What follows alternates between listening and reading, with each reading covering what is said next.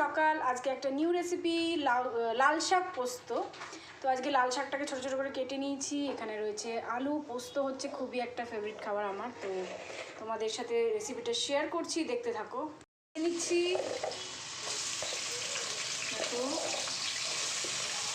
নুন হলুদ দিয়ে দেবো পরিমাণ মতো।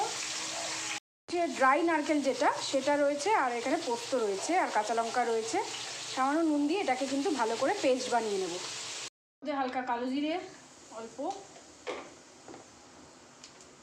এবার শাকগুলো ছেড়ে দিচ্ছি, ধুয়ে রেখেছিলাম।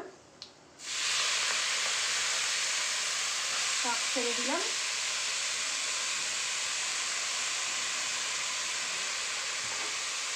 এবার দিয়ে দেবো নুন পরিমাণ মতো। এটা নিরামিষ রান্না, এটা চাইলে কিন্তু তোমরা রসুন কালো জিরে ফোড়ন দিয়েও করতে পারো, কিন্তু যেহেতু আজকে নিরামিষ সেই জন্য কিন্তু এটা একদমই রসুন ছাড়া কালো জিরে দিয়ে হচ্ছে। এর মধ্যে হলুদ দিয়েছি, নুন দিয়ে এবার নাড়াচাড়া করে নেবো। শাকটা ভাজা ভাজা হয়েই এসছে। এবার কিন্তু পেস্টটা দিয়ে দিচ্ছি, পোস্ত আর হচ্ছে তোমার ড্রাই নারকেল পেস্ট, আর কাঁচা লঙ্কা আছে।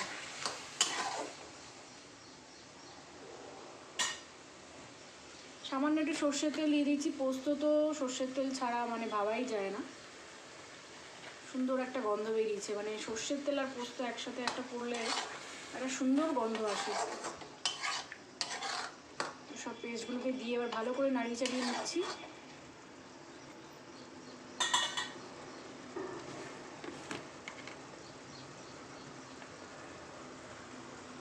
এবার ভালো করে নাড়িয়ে চাড়িয়ে নিচ্ছি। এবার কিন্তু ভেজে রাখা আলুগুলোকে অ্যাড করছি।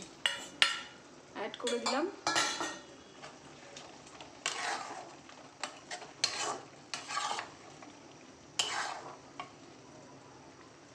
লাল শাক পোস্ত, লাউ শাক পোস্ত খুব ভালো লাগে খেতে।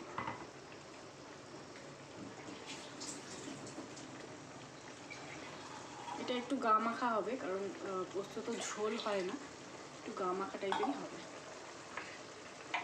দেখো এটা একটু হোক, আবার দেখাচ্ছি তোমার। পোস্ত প্রায় রেডি হয়ে গেছে। একটু সামান্য চিনি দিয়ে দিচ্ছি। এটা দিয়ে কিন্তু এক থালা পুরো গরম ভাত খাওয়া যায়, মাছ মাংসের কোনো দরকার হয় না।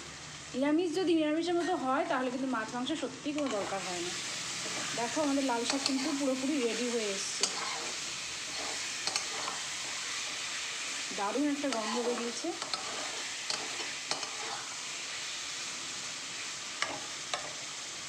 চলো, এটা আজকের মতো রেডি হয়ে গেছে। তো আজকের রেসিপি এখানেই শেষ করছি। আবার আরেকদিন হাজির হয়ে যাবো নতুন নতুন ভিডিও নিয়ে। ততক্ষণ সবাই ভালো থেকো, সুস্থ থেকো, টাটা।